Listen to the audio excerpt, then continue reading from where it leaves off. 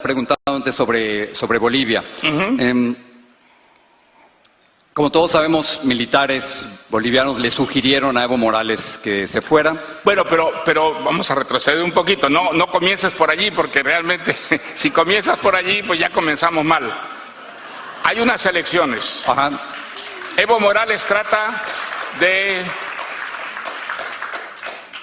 hacer un fraude electoral. El ejército se niega a balear a la policía que se había levantado contra Evo Morales. Eso es la intervención del ejército, negarse, digamos, a atacar a los policías que estaban en armas. Digamos, ¿qué es lo que motiva la salida de Evo Morales? La repulsa del pueblo boliviano contra un dictadorzuelo que ya estaba 14 años en el poder y que quería quedarse, como ocurre con todos los dictadores, para siempre. ¿Para ti la salida de Evo Morales de Bolivia es un golpe de Estado, es un golpe militar? No, el golpe de Estado lo trata de dar Evo Morales con el amaño de unas elecciones en las que él clarísimamente estaba perdiendo y trata, pues, con la complicidad del Tribunal Electoral, por supuesto. El gobierno peruano declaró este lunes día de duelo nacional por la muerte del escritor Mario Vargas Llosa, quien falleció en Lima este domingo a los 89 años de edad. Hemos hablado del escritor, hemos hablado de su obra, pero no hemos tocado todavía una faceta que es también muy importante en la vida de Mario Vargas Llosa y muy presente, sobre todo en los últimos años de su vida, que es su vida amorosa. En los últimos años de su vida, aunque realmente en toda su vida, es una vida amorosa también un tanto curiosa. Se casó primero con su tía, después se casó con su prima, el amor de su vida, Patricia Llosa, con la que ha estado hasta el final, pero no hay que olvidar que en 2015... Mario Vargas Llosa sorprende a todo el mundo diciendo que rompe con su esposa para comenzar una relación nada más y nada menos que con Isabel Presley, que por entonces era sin duda la reina de las revistas del corazón. Y a partir de ahí, Luz Sánchez Mellado, ¿aparece un nuevo Mario Vargas Llosa? Bueno, no sé si nuevo, pero desde luego desconocido e inédito para nosotros, para el público en general, no para la élite literaria. Bueno, y sobre el fallecimiento de Vargas Llosa platiqué con Adán Ramírez Serret, escritor y columnista cultural. Esta noticia que nos deja sentimientos encontrados tristísimos por la desaparición de este maravilloso autor, pero pues bueno, reflexionando sobre su luz de talento tan brillante, ¿no? Efectivamente. Mario Vargas Llosa ha sido uno de los intelectuales más completos, más polémicos, más diversos que hemos tenido en América Latina. Una diversidad que lo hizo a él no solo un gran literato, novelista. El tipo participó en obras de teatro, hizo cine, tuvo programas de televisión. Tenía una especie de coté frívolo, de lado frívolo, de investigación. Quería conocer todos los medios. Bueno, nosotros cohabitamos como se dice ahora, en la revista Caretas, ¿no? Él tenía una columna semanal. ¿Usted lo conoció en la faceta de periodista? Yo como periodista lo conocí, lo entrevisté un par de veces a él y conocí su casa, es una biblioteca fabulosa. Muere Vargas Llosa, gigante de las letras universales. Estoy yo leyendo el diario El País, uno de los diarios más prestigiados del mundo hispanohablante. Así lo titula, Gigante de las letras universales. Y así como el diario El País, pues muchos otros, y como ustedes ya escucharon ahí, muchos informativos, muchos noticieros en todas las partes del mundo hispanohablante, pues recuerdan así o anuncian su muerte así o describen a Mario Vargas Llosa como un enorme, un gigante de las letras. De hecho, ahí escuchamos que decía su luz. Pero la pregunta es, ¿por qué muchos, no todos, recuerdan así o hablan así de Mario Vargas Llosa? Está con nosotros el doctor Julio Roldán. Julio, qué gusto saludarte, siempre con mucha alegría de escucharte y de que nos compartas tu investigación. Durante 6 años, Julio Roldán, 6 años, en un trabajo con estricto valor y estricta disciplina académica, se dedicó a investigar y estudiar a tiempo completo a Mario Vargas Llosa. Fue un trabajo de doctorado en filosofía política que realizó en la Universidad de Bremen, allá en Alemania. Se titula el trabajo académico, Vargas Llosa entre el mito y la realidad, posibilidades y límites de un escritor latinoamericano comprometido. Sustentó la investigación en el año 2000, o sea, desde el año 2000. En el año 2022, 22 años después, Julio Roldán publica un trabajo titulado Perú, siglo XXI, fin del último marqués.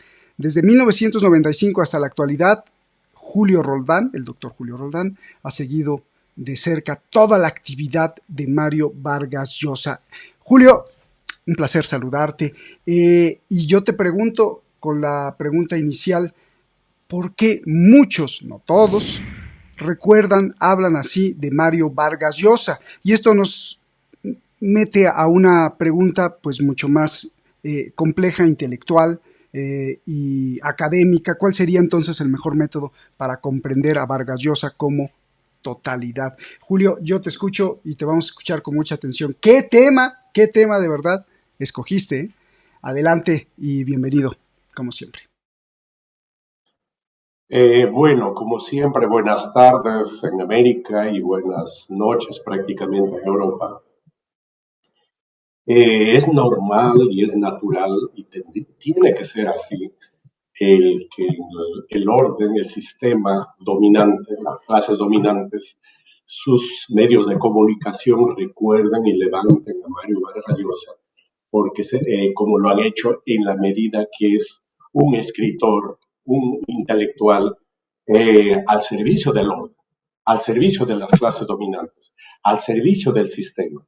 Por lo tanto, lo es lo más normal, lo más lógico, y que lo presenten como un gigante de las letras universales, como dice el periódico El País, lógicamente a sus héroes, a sus escritores, siempre tienen que ensalzarles, levantarles, porque intentan generar a través de ellos los mitos, como lo he titulado en alguna forma el libro que escribí hace 26 años, que lo han convertido ya desde ese entonces en una especie de mito, una especie de individuo que todo lo puede, que todo lo hace, y hoy con su deceso lo más normal y lo más natural es que ellos traten de levantar y generar esa figura hasta mítica, mitológica del extraordinario escritor como lo presentan, que es un tema de gusto y habría que entrar a discutir, a analizar cuáles son sus grandezas y cuáles son sus miserias de un hombre de carne y hueso como lo fue Vargas Llosa. Con respecto a la segunda pregunta, siempre he planteado que habría que desarrollar 3 niveles para llegar a una comprensión total de lo que fue Mario Vargas Llosa. En principio, comencemos analizando al hombre de carne y hueso, es decir, al individuo con sus glorias y sus penas. En segundo lugar, tendríamos que ver al animal político, es decir, al activista político, sea en partidos políticos, o sea a través de sus escritos, o sea a través del periodismo, qué ha hecho, cuál ha sido su actividad política desde los años 50 hasta hace poco. Y por último, tendríamos que ver al escritor, al novelista, al individuo conocido en muchas zonas del mundo, especialmente por sus escritos, tanto en el plano de la novela como por sus escritos periodísticos. Entonces tendríamos que, repito, ver uno, al individuo de carne y hueso, en segundo lugar, al animal político, al activista político, y en tercer lugar, al escritor que nosotros conocemos. Así que si tenemos tiempo, podríamos ir desarrollando, si te parece, cada uno de estos puntos. Genial, me parece perfecto, y porque entonces se abre la naranja y empiezas a quitar la cáscara y los gajos para verlo con claridad y como totalidad y comprender qué hizo, sobre todo qué hizo, porque su obra pues permea, pues aquí estamos viendo en el público, en los noticieros, en intelectuales incluso que lo ensalzan, y este es el problema para los pensadores, porque dejan un legado sin duda, y ese legado puede influenciar el pensamiento de los pueblos para un lado o para el otro, para quien se deje, por supuesto. Entonces, Julio, pues adelante a desmenuzar, como decía mi abuelita, el gajo, digo la naranja, para que nos ayudes a comprender esto, por favor. Gracias. Mira, en la primera parte habría que conocer, en términos generales, cuál es la situación de América Latina y dentro de América Latina el problema del Perú. Porque no se puede conocer a estos individuos como Vargas Llosa, a estos personajes como Vargas Llosa, si es que los sacamos del contexto. Y hay un punto fundamental que tenemos, o puntos fundamentales que tenemos que entender en América Latina y en el Perú, es ese tipo de sociedades. Sociedades clasistas, sociedades racistas, sociedades culturalistas, sociedades machistas, que en la familia de Vargas Llosa se repetía de una manera muy clara. Y en base a qué digo esto? Digo en base a los escritos de Vargas Llosa. Simplemente a las personas que se interesan sobre el tema, les recomiendo que lean el libro de Vargas Llosa, que es una especie de memorias que se llama El pez en el agua. Es decir, básicamente voy a desarrollar esta primera parte en base a ese escrito de Vargas Llosa. ¿Qué sucede? Sencillamente que él, cuando la madre y su padre se juntan y la madre queda embarazada y tiene 4 o 5 meses de embarazo, el padre les abandona y se va con otra mujer. Es por eso que él nace en Arequipa y a un año de nacido, la familia de su madre, de la hija abandonada, llevan a la madre y al niño a Cochabamba, Bolivia, porque el abuelo consiguió un trabajo en una hacienda algodonera en Bolivia. Siempre fue el niño sin padre, el niño abandonado, casi un bastardo, pero al interior de la familia era muy querido. Incluso él mismo dice, en un momento dado era considerado algo así como el niño Dios. Pero siempre hubo ese problema de la madre abandonada. Y cuando el niño preguntó a la mamá, ¿dónde está mi papá? ¿Qué es la vida de mi padre? ¿Quién es mi padre? ¿Y dónde está? La mamá respondió con una mentira. Dijo, tu padre se ha muerto. Consecuentemente, en el niño creció un deseo, una voluntad, una idealización de su padre, y él menciona que todas las noches hablaba algo así como un personaje que era su padre, que él se imaginaba, porque quería esa angustia de querer conocer al padre, que padre que no, el padre no existe. ¿Por qué? Porque la madre lo ha dicho que el padre muerto. Primer punto. A los 10 años regresa él y toda su familia de Cochabamba a Perú y concretamente a Piura, porque el abuelo Pedro había sido nombrado prefecto de la ciudad de Piura. Entonces nosotros nos ubicamos la costa norte del Perú. Ahí viene otro gran problema, y eso también lo menciona él. Cuando él llega a Piura, tiene una serie de problemas, tanto en la escuela como en el barrio, porque los niños se burlaban de él. Por eso yo decía, hay que tener en cuenta las características de América Latina y las características de Perú. ¿Por qué se burlaban? Porque hablaba como serrano, porque hablaba como un niño boliviano, y en Lima, en la costa peruana y en Piura naturalmente se burlan de ese modo de hablar.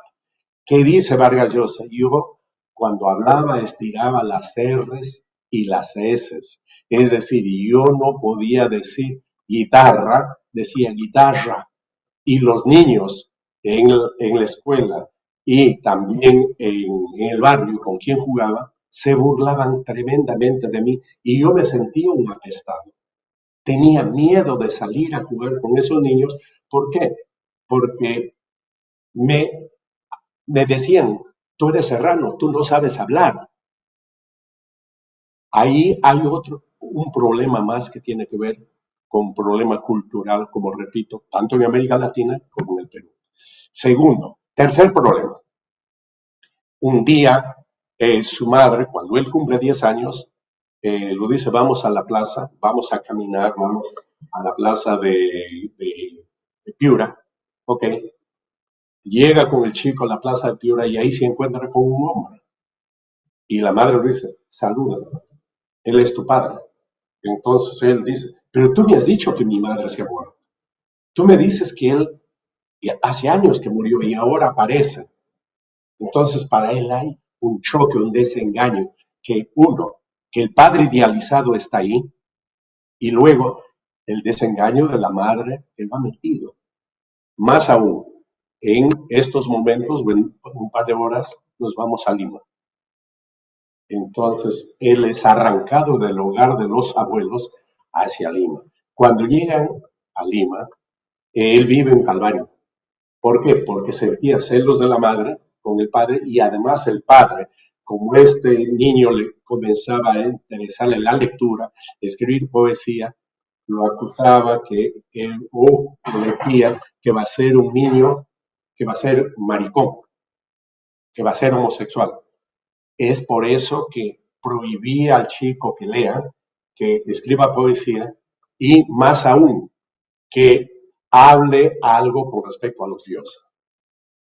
Literalmente él dice, mi padre me torturaba y yo quería morir, yo quería que se muera. Paraba chantajeándolo a mi madre para irnos, pero para mí era una tortura permanente estar en esa casa con mi padre, que literalmente me torturaba.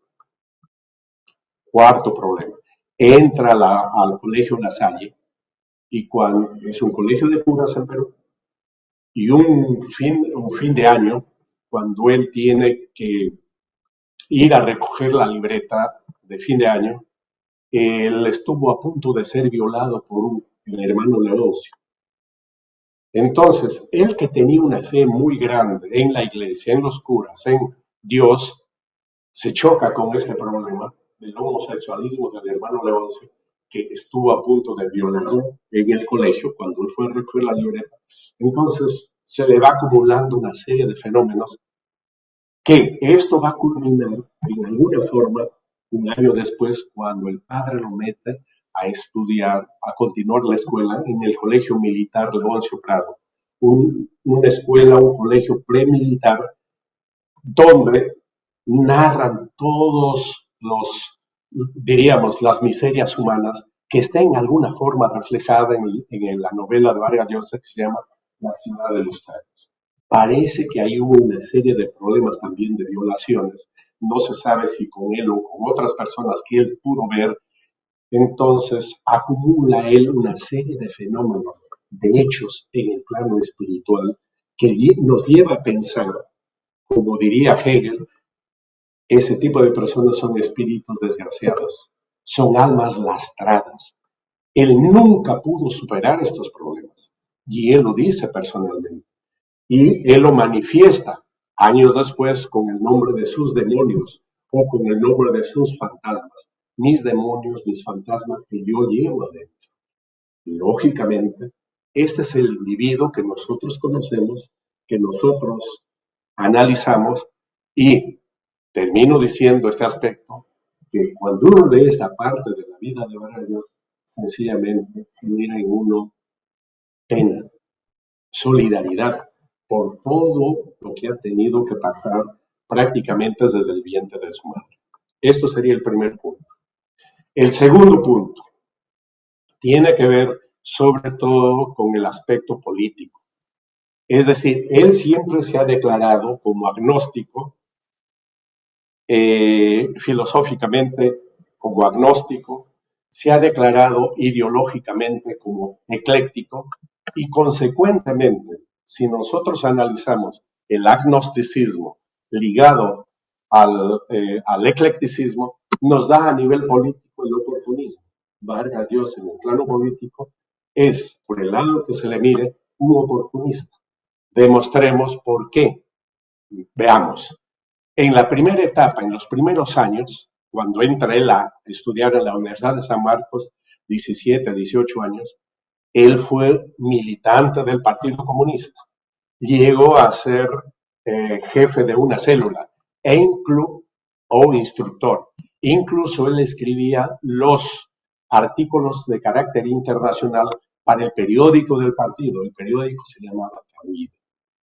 Ahí está algo así como cerca de 4 años de militante del Partido Comunista del peruano de ese entonces. Pero ¿qué pasa?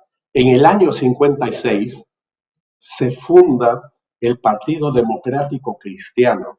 Muchos de los que fundaron el Partido Democrático Cristiano, que fue un fenómeno extendido en toda América Latina bajo la influencia de la democracia cristiana europea y especialmente alemana. En el caso de Perú, muchos de los fundadores de la democracia cristiana al año 56 vienen de la Unión Revolucionaria, que fue un partido fascista abiertamente en los años 30 en Perú, que incluso fue gobierno con el presidente Sánchez Cerro. Ellos abiertamente hacían propaganda y se reclamaban ser del fascismo en la versión italiana.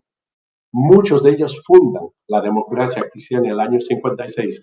Entonces vemos el gran cambio que da Vargas Llosa de ser comunista militante a convertirse en militante de la democracia cristiana. Es decir, ir de un extremo a otro. Correcto. Pero 2 o 3 años después triunfa la Revolución Cubana, enero de 1959. En ese entonces Vargas Llosa se encuentra en París y es el de todos los latinoamericanos conocidos que vivían en París, es el más entusiasta con la Revolución Cubana. Se vuelve guevarista, se vuelve castrista, cubanista, e incluso hay un diálogo de Julio Cortázar que dice que él era un liberal, un demócrata liberal, pero gracias a Vargas Llosa, él se volvió de izquierda porque Vargas Llosa lo influenció de tal manera, lo convenció para que se adhiera y trabaje en función de apoyar la Revolución Cubana y particularmente en la revista Casa de las Américas, que en ese entonces lo dirigía Aide Santa María. Vienen 2 problemas. El 67, el 68 tiene que ver con el problema del ingreso de los tanques soviéticos a la República Checa y el caso Padilla, Heriberto Padilla en Cuba. Fueron los motivos para que él cambie y en los 70, es decir, 2 años después, lo vamos a encontrar a Vargas Llosa como un militante acérrimo de la socialdemocracia. Sus escritos de esos años, ustedes pueden ver los 3 libros que se llaman Contra Viento y Marea. Vamos a encontrar a un Vargas Llosa defensor acérrimo de la socialdemocracia, donde el estado de bienestar debe ser el que oriente y gobierna las sociedades y por lo tanto el Estado tiene que tener participación en la vida económica, política y social y cultural de la sociedad. Eso es un defensor de la socialdemocracia. Pero ¿qué pasa en los 80? Él mismo menciona que cayó a sus manos un libro de Karl Popper, este filósofo austriaco inglés que escribió, entre otros, el libro que cae en las manos de Vargas Llosa, que se llama La sociedad abierta y sus enemigos. Y él dice que después de leer el libro de Karl Popper, La sociedad abierta y sus enemigos, su vida cambió, porque se convenció que la única salida para las sociedades es el liberalismo, pero en la versión neoliberal. Se convierte en un neoliberal más o menos hasta los años 2000.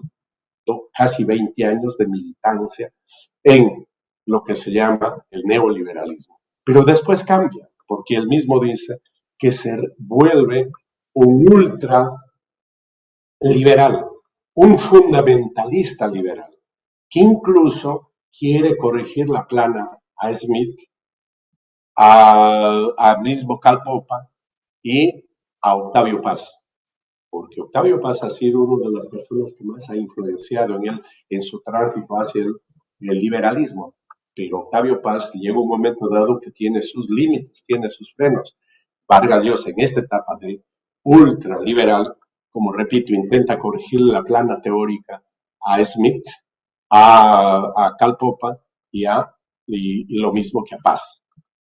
Y finalmente él termina su vida política, su tránsito político, consiguiendo a partir de 1900, creo que del 2010 o desde 2011, cuando se convierte en un marqués. Él ha venido trabajando desde hace muchos años en función que la aristocracia europea, especialmente española, lo reconozca como tal. Él ha tenido sus etapas anteriores que ha querido ser indio. Él mismo dice así. Él mismo plantea este tipo de cosas. Pero en el fondo siempre intentó y deseó que ser el aristócrata, ser aceptado por la aristocracia. Prueba de ello, no sabemos si pagó, porque esos títulos se compran, o pagó con la pluma. Lo más seguro es que pagó ideológicamente, pagó con la pluma y se convirtió en el marqués de Vargas Llosa. Termino esta etapa mencionando simple y llanamente, a partir de esta etapa, él ha apoyado a todos los regímenes más conservadores, los regímenes anticomunistas más reaccionarios de América Latina, pero ha fracasado, porque todos sus apoyos, los candidatos a quien él ha apoyado, sencillamente han perdido. No quiero recordar la lista de Bolivia, Perú, Chile, Colombia, México, que él en ese nivel fue un fracasado. Y fracasado también en otro nivel, porque él, todo el tipo de actividades políticas que ha hecho, donde él ha puesto, como se dice, directamente alma, corazón y vida, ha fracasado. Y uno de los hechos donde se demuestra su fracaso, que tardó tiempo en recuperarse, fue cuando en 1990 perdió las elecciones ante Alberto Fujimori en Perú. Fue candidato y un candidato fracasado. El tercer nivel sería el Vargas Llosa, diríamos, un triunfador, en la medida que es reconocido en el mundo especialmente como novelista. ¿Y cuáles serían, entre otras, sus méritos para haber llegado a ese nivel? Creo que tiene que ver con 3 o 4 puntos. Uno de los puntos es que, y eso sí hay que saber reconocer, ha logrado un nivel alto en cuanto a la técnica literaria. Es un gran técnico en el manejo del idioma, excelente. 2, es su literatura también que lo ha logrado con producto de la práctica de años, es una literatura de entretenimiento. Comienzas una novela de Vargas Llosa a leer y no lo dejas hasta el final porque te entretiene, te agarra, como se dice, te cautiva. Y 3, otro de los méritos que tiene Vargas Llosa es que tuvo un buen olfato para acomodarse y orientarse con las corrientes ideológicas y políticas en boga.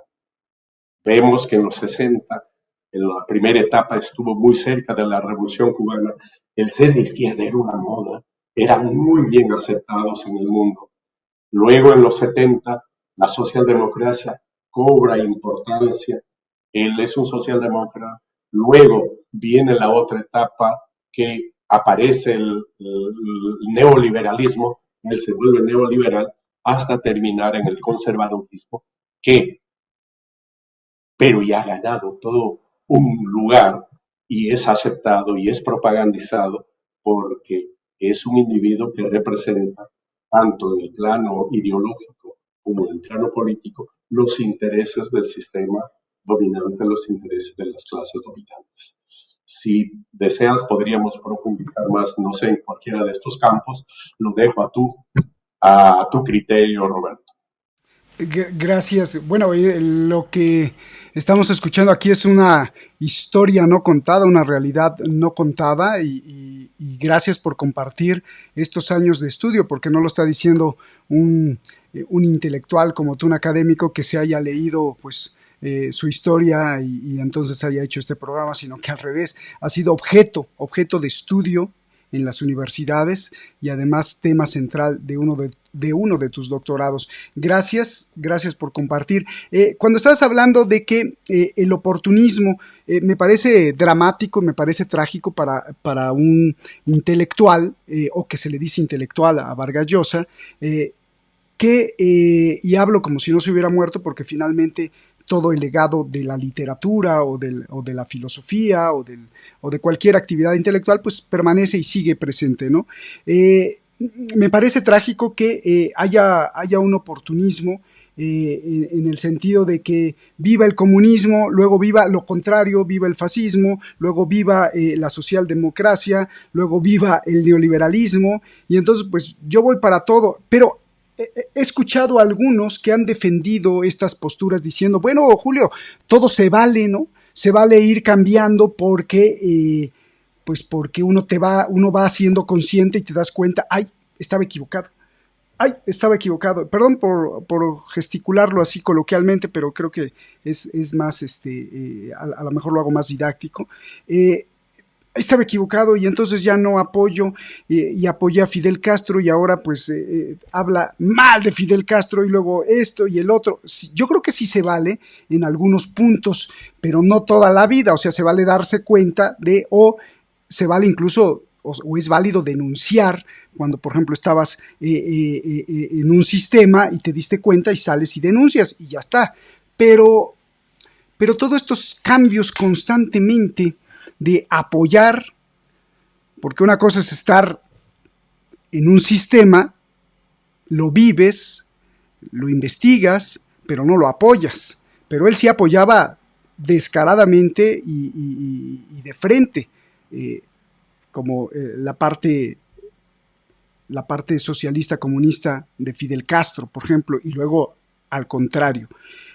¿Cómo explicar esto a la gente que cree que esto es válido? A mí se me viene a la mente decir, bueno, lo que pasa es que entonces humanamente o espiritualmente, pero sobre todo intelectualmente, no tienes una claridad desde el principio por dónde vas a andar e investigar, reflexionar, hacer trabajo intelectual, no lo tienes claro, porque andas dando bandazos, o cómo explicar esto, porque o lo entendemos como positivo o como negativo para el mundo del pensamiento científico, filosófico, académico.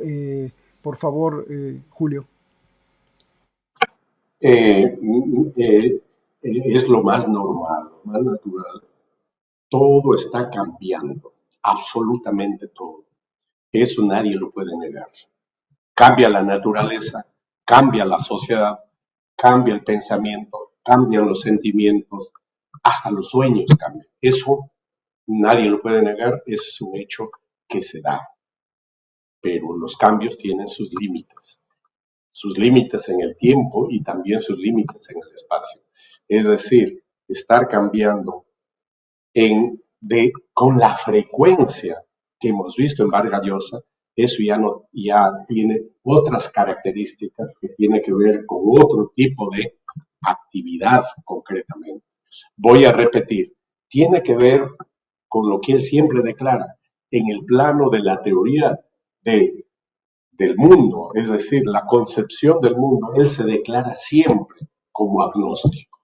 Y si tú te declaras como agnóstico, tienes todas las posibilidades, abres todos los abanicos, no tienes una posición relativamente fija en torno a los fenómenos naturales, sociales, históricos, políticos, culturales, no, porque tienes esa base, ese basamento, el agnosticismo. Eso lleva que en el plano ideológico los individuos necesariamente un agnóstico termina siendo un ecléctico. Es decir, hoy día acá, mañana acá, pasado acá, es decir, estos cambios. esos cambios no tanto racionales, sino esos cambios emocionales.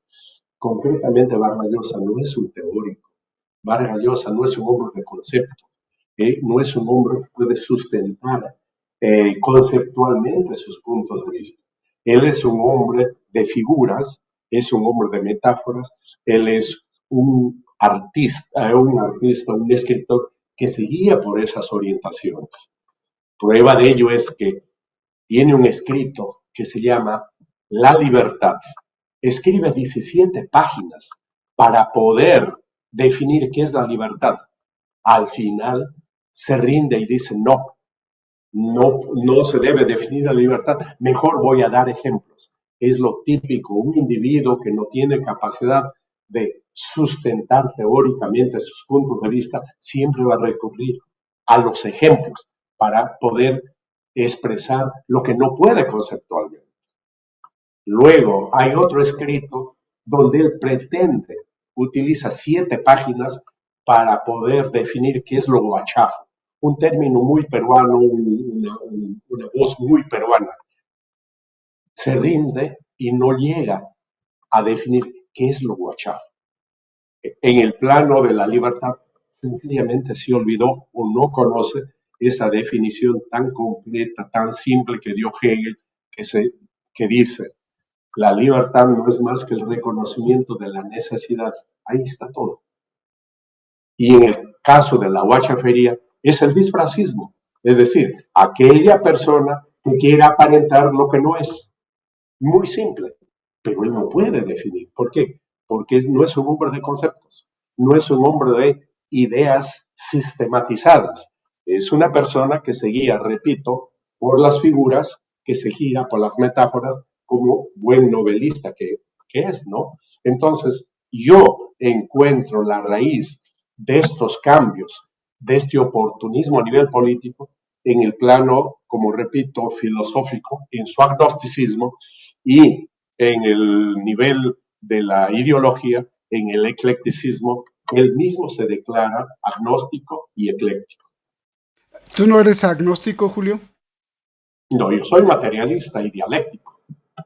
Claro. Oye, me queda muy claro lo que estás diciendo. Entonces, la farsa sería, yo soy cantante, y pues soy cantante, a lo mejor soy un excelente cantante, que me merezco premios, pero no te presentes como teórico, no te presentes como alguien que pueda armar un sistema conceptual, que le pueda dar un armado y un rigor intelectual teórico, y quieras hablar qué es la democracia, qué es la libertad, cuál es o qué debe ser, sino preséntate como un escritor o como lo que seas, pero ahí podría estar la farsa. Y esto se refleja un poco también en las novelas y en la cuestión cautivadora, porque habla mucho de poder, te brinda, y también la novela ligada a la realidad, o sea, sus libros, el poder te brinda publicidad, te brinda fama. Ahí lo veo, por ejemplo, con Dina Boluarte. No me puedo imaginar que hubiera sido comunista y tuviera o se hubiera vestido con esta chaqueta con filitos dorados. No podría imaginar yo eso. Julio, entonces hay una ligazón también en el trabajo literario con el poder, la publicidad, la fama, y eso lo lleva al premio Nobel, me imagino, no lo sé. Sí, solo veamos esto, lo que tú acabas de decir. Hay un viejo dicho que dice: zapatero a su zapato. Dedícate a lo que tú haces, y no entres en otros campos que no es de tu conocimiento, porque vas a terminar haciendo el ridículo. Y concretamente, en esos 2 puntos que te he mencionado, cuando él quiere definir la libertad y quiere definir lo guachafo, hace realmente el ridículo, porque no tiene la capacidad como para analizar y conceptualizar, trabajar conceptos sobre conceptos. Pasando a la pregunta, la opinión que tú tienes, efectivamente, decía yo, otro de sus méritos es que ha tenido un muy buen olfato de ligarse siempre al poder. Siempre él ha estado ligado al poder, comenzando cuando él llega a España por el año 57, 58, llega con una beca del Banco de Crédito. Posteriormente llega a Francia, llega con otra beca del Banco de Crédito. Es decir, es el poder bancario quien a él desde un primer momento lo están apoyando con becas, porque tú sabes, la beca no te dan solamente porque tienes cara bonita. La beca te dan bajo ciertas condiciones y saben estas empresas grandes que dan la beca, como la Rockefeller, como la Ford, ellos saben a quién le dan la beca. Les están formando para que posteriormente sean ellos sus portavoces, o por lo menos no les critiquen. Y eso, lógicamente, luego van a venir ese fenómeno que ya no solo es el caso de Vargas Llosa, tiene que ver el caso de la novela en los años 61, 62, en ese enfrentamiento que hay entre la burguesía madrileña y la burguesía catalana, porque la burguesía catalana necesitaba representantes y desarrollar, apoyar a cierto tipo de literatura. Es por eso que toman y apoyan a lo que va a ser posteriormente el boom de la novela latinoamericana. No te olvides de los 4 grandes que se mencionan que pertenecen al boom. Es decir, estamos hablando de Cortázar, de García Márquez, de Carlos Fuentes y Vargas Llosa. 3 de ellos vivieron algo así como 4 o 5 años en Barcelona. Y ellos fueron apoyados directamente por la editorial, la más grande, de la burguesía catalana, la Seix Barral. Ellos sabían perfectamente eso. Era una especie de mafia, pero que tenía ligazón con el poder regional de la burguesía catalana. Y eso ya está demostrado. Hay varios trabajos, varias investigaciones que se han hecho al respecto, porque había la necesidad de potencializar a los literatos o a los novelistas latinoamericanos en contra de los novelistas que propugnaban la otra fracción de la burguesía española, concretamente madrileña, en levantar a sus intelectuales, es decir, mejor dicho, a sus novelistas. Este es un tema, como te repito, que es bastante conocido. Julio, qué maravillosos documentos de investigación nos compartes. Entrando a un tema que parece frívolo o de la prensa rosa, pero que creo que no lo es la pugna, la pelea, no sé si la colección de envidias o de ecos entre Gabriel García Márquez y Mario Vargas Llosa. No se llevaron, creo que algún día sí, pero no se llevaron bien, y Mario Vargas Llosa creo que lo veía con una mirada pues que ya la describirás tú. Y esto nos lleva a otra pregunta. Mario Vargas Llosa fue miembro de la Real Academia de la Lengua Española, pero Gabriel García Márquez no. ¿Cuál es la relación entre estos dos gigantes de la literatura? ¿Y cuál es la razón cuál es la relación entre estos dos? Y después desembocando el río a ser miembro de la Real Academia Española. Por favor, Julio. Brevemente, ellos se han conocido por los años 60, siempre vinculados a Cuba, a la revista del Casa de las Américas. Pero cuando toman mayor profundidad su amistad es en los años que viven en Barcelona. Creo que ha sido desde el año 66 al 70. Incluso el año 71, Vargas Llosa escribe su trabajo de doctorado, que es el motivo, el por qué ha sido integrado a la Real Academia de la Lengua Española, sobre García Márquez. Precisamente la investigación se titula García Márquez, Historia de un deicidio. El nivel de admiración, respeto que tiene Vargas Llosa a García Márquez es muy grande. Prueba de ello es la investigación, como te repito, titulada García Márquez, Historia de un deicidio, que fue publicada en el año 1971. Ahí Vargas Llosa desarrolla la teoría del deicidio, que dicho sea de paso ya ha sido trabajada por otros teóricos de la novela. Concretamente, en 1911, el Lukács publica un libro que se llama El alma y las formas. Ahí ya desarrolla el tema del deicidio. Posteriormente aparece un teórico soviético, Mikhail Bakhtin, que ha escrito la novela como género literario, donde desarrolla también el tema del deicidio. ¿En qué consiste? No sé si deseas que profundice en qué consiste. Por favor, por favor.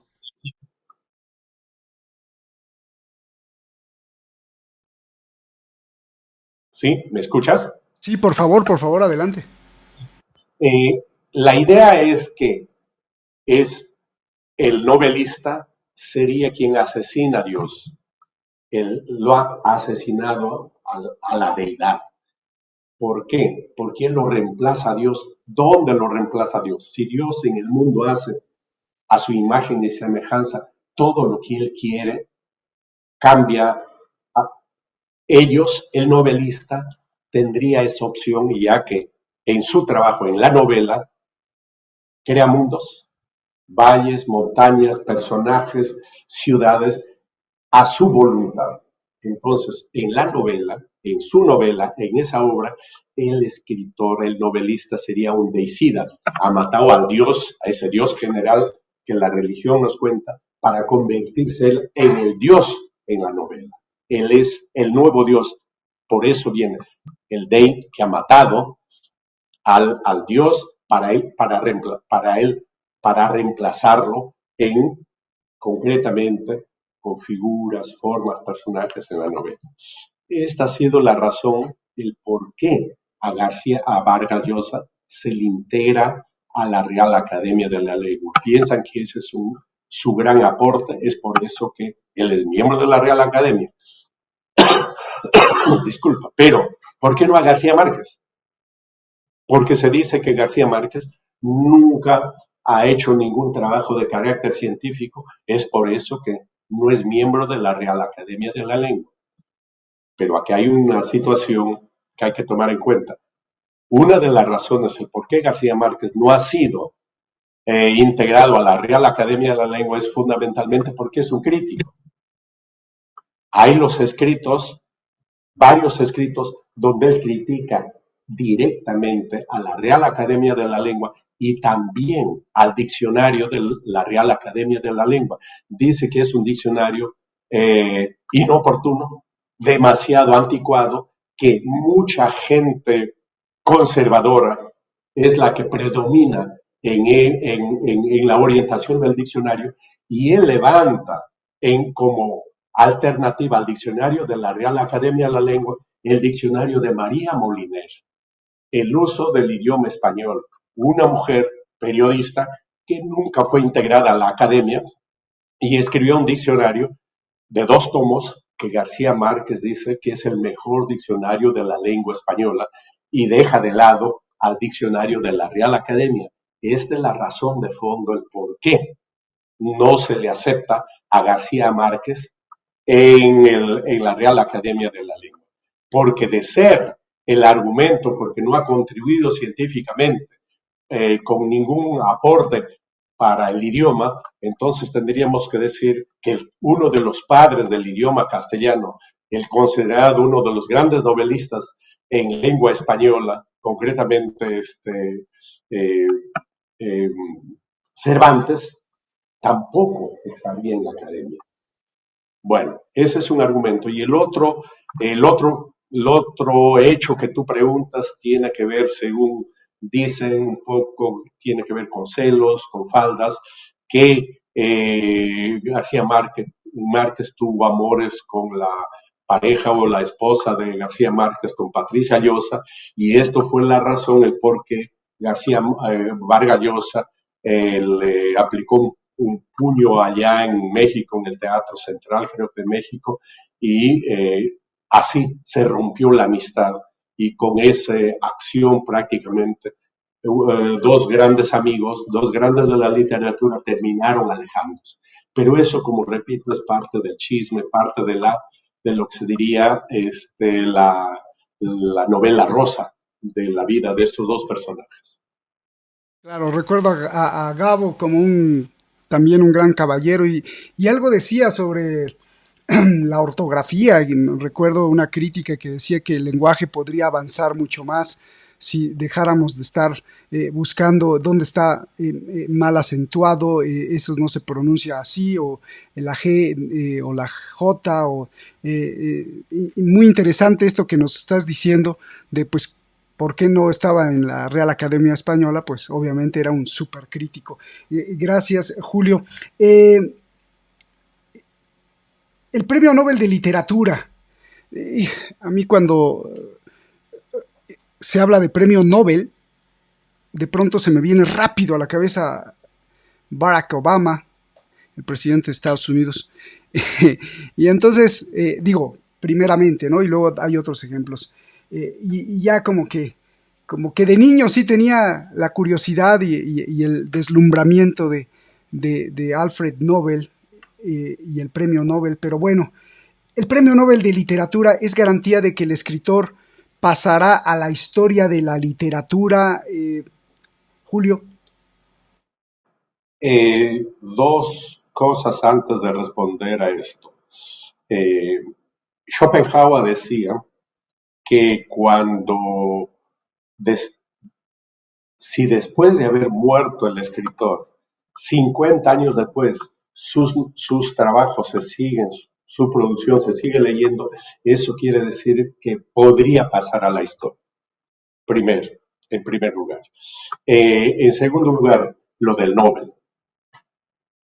Recordemos lo siguiente, que hay mucha gente que ha sido premio Nobel de literatura, pero no lo ha merecido.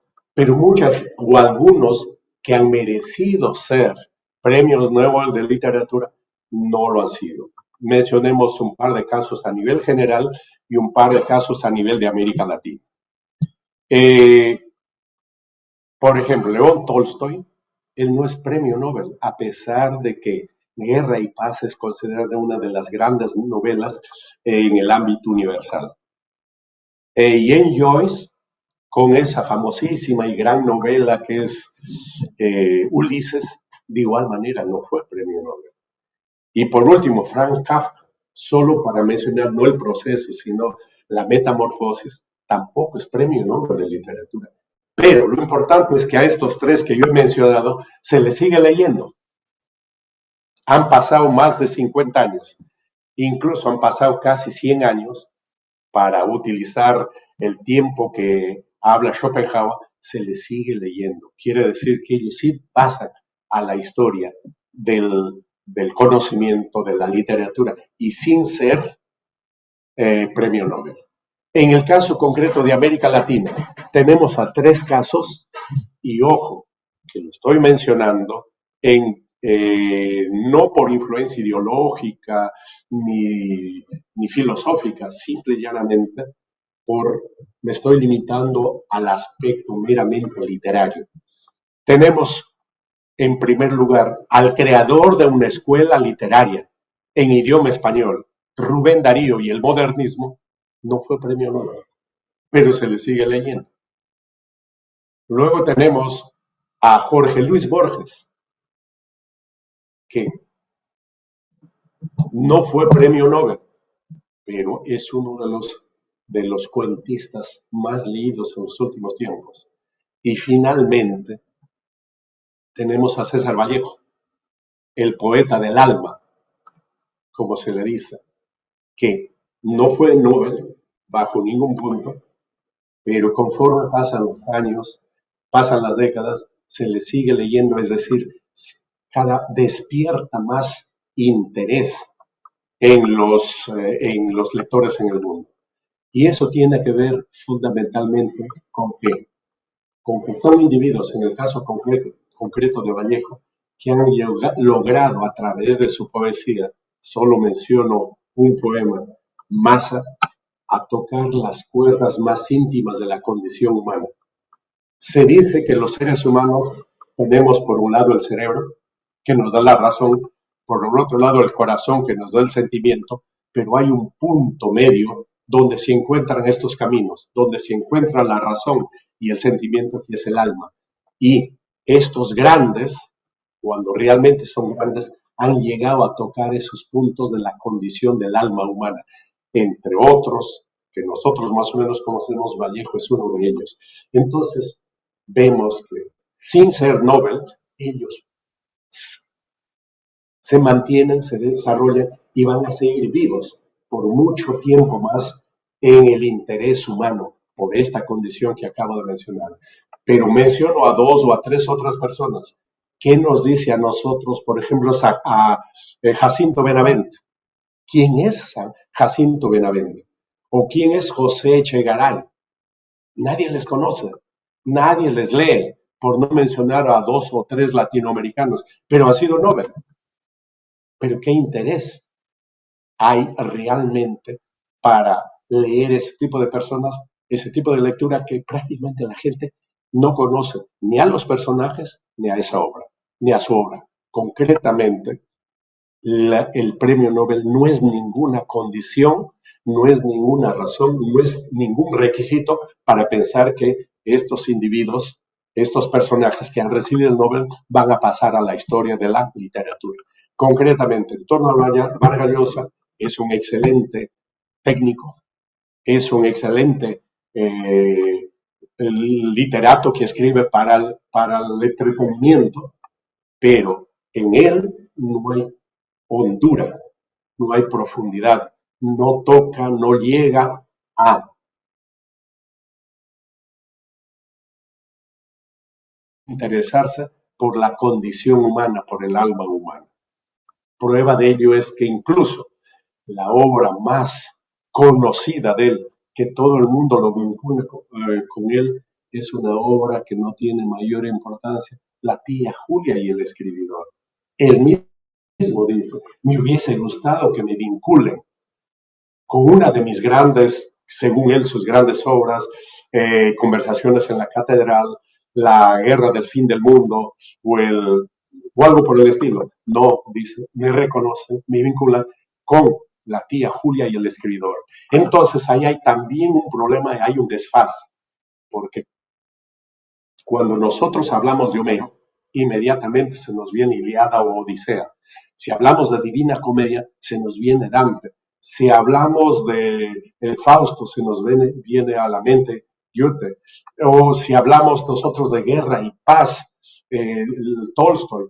O si mencionamos Dostoyevsky, Crimen y Castigo. Don Quijote. O Cervantes, Don Quijote. O García Márquez, 100 años de soledad. Pero en Vargas Llosa no hay. Hay un nada. Lo máximo que lo vincula es con La tía Julia y el escribidor, del cual él siempre se quejaba. Esa es una novelita sensiblera. Siempre mencionó que era una novela con esas características y lamentaba que no lo vinculen con otra de las que él considera que es una de que son obras más logradas, más grandes, más importantes. Eso tendría que decirte al respecto. Gracias. Incluso hay alguna anécdota por ahí de chisme. Creo que lo confundieron con Gabriel García Márquez. Bueno, precisamente con lo que estás diciendo, ¿tú crees que Mario Vargas Llosa pasará a la historia universal, a la historia de la literatura en lengua española, Julio?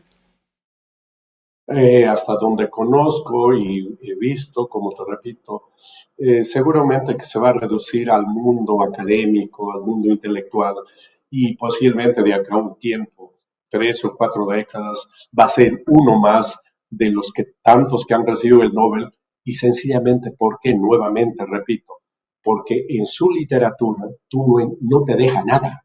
Lees toda la novela, pero no te deja nada, no hay nada que te haga pensar, repensar, analizar.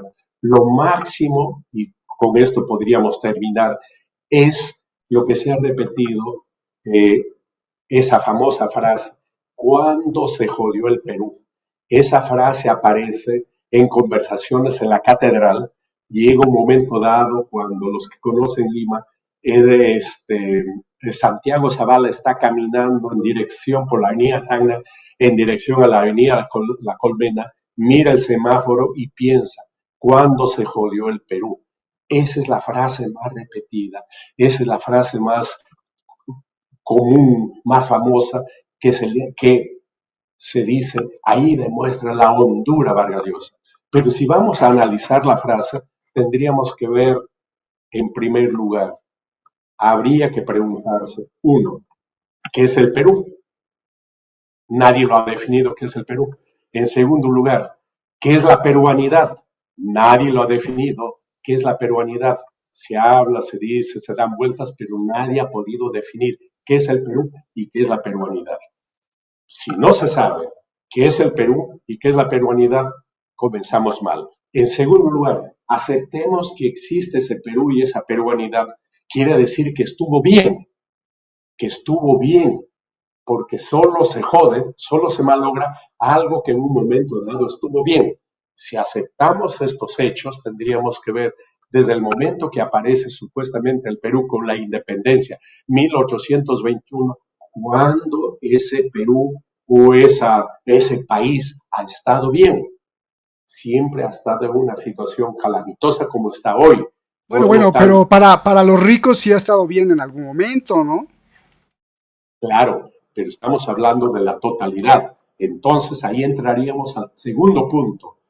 Lógicamente que él, seguramente desde la posición de clase, desde la posición de las clases dominantes que él ha tomado, pensará que en un momento dado ese país o su familia o su grupo o su sector se jodió. Entonces se jodió, pero se refiere posiblemente, no precisa a ese grupo. Como te repito, tendríamos que tomar con rigor esa frase y poderlo analizar. Y por el lado que se le mire, no hay sustento para que se pueda decir, bueno, pues aquí nos deja algo para la historia, algo para el pensamiento, algo para pensar y repensar este país o la vida en su conjunto. Cosa que sí, en los grandes escritores, en los grandes artistas, nosotros vamos a encontrar a cada paso frases que te marcan la vida y te dejan pensando días y te permiten comprender cada día más la vida humana, la condición humana, el alma humana. Julio, muchísimas gracias. Ya no te exprimo más. Ahí se ve a Octavio Paz un poco admirado en una reunión que tuvieron ahí de círculo en un programa de televisión hace muchas décadas. ¿Qué relación tenía? Me dio curiosidad cómo se veían Octavio Paz y Mario Vargas Llosa o viceversa. Bueno, mira, Octavio Paz tiene también un pasado bastante interesante.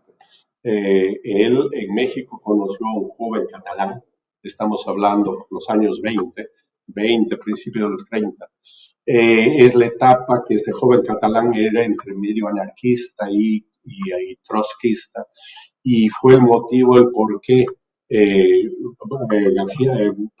Octavio Paz viajó al Congreso del año 37 en favor de la República en contra del fascismo en España. Es uno de los grandes, juntos con Pablo Neruda, juntos con César Vallejo, que participaron en ese congreso. Entonces es un Octavio Paz con una influencia de izquierda en la versión trotskista. Pero al pasar los años, Octavio Paz toma distancia y se vuelve un liberal, pero un liberal, diríamos, más o menos consecuente con sus límites. Y es la etapa que tenía mucha amistad, incluso Vargas Llosa dice que Octavio Paz representaba para él no solo como un hermano mayor, sino como un papá. Pero luego se distancian porque Vargas Llosa, como repito, quiere corregir la plana, incluso a Octavio Paz, en el aspecto concreto. Octavio Paz dice, está bien, el mercado es lo que determina y lo que debe orientar, el Estado no debe participar, pero hay que respetar la naturaleza. Se vuelve, no digo ecologista, pero entra por esa vertiente y hay muchos escritos que él condena o está en contra de ese capitalismo depredador que liquida el medio ambiente. Esa es la posición de Paz en los últimos años, cosa que Vargas Llosa lo critica duramente porque ya lo acusa que se ha vuelto del Partido Verde y lo acusa que se ha vuelto un defensor de la naturaleza y ha perdido la perspectiva del mercado. Es la historia con Popa tiene otras características que también lo critican.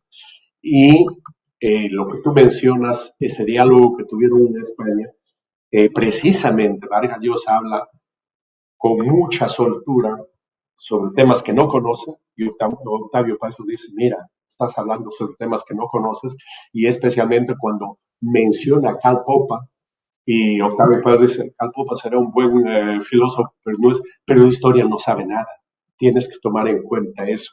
Y bueno, Vargas Llosa un poco tiene que aceptar lo que en ese diálogo que tú mencionas, que yo también lo he visto con Octavio Paz, terminaron distanciados, no peleados, pero sí distanciados ideológicamente. Vargas Llosa se convirtió, como te repito, él mismo lo dice, en un fundamentalista neoliberal, mientras que Octavio Paz terminó simplemente como neoliberal, algo en dirección de la ecología. Eso tendría que decir. Pues muchas gracias y gracias de verdad porque nos compartes todo esto y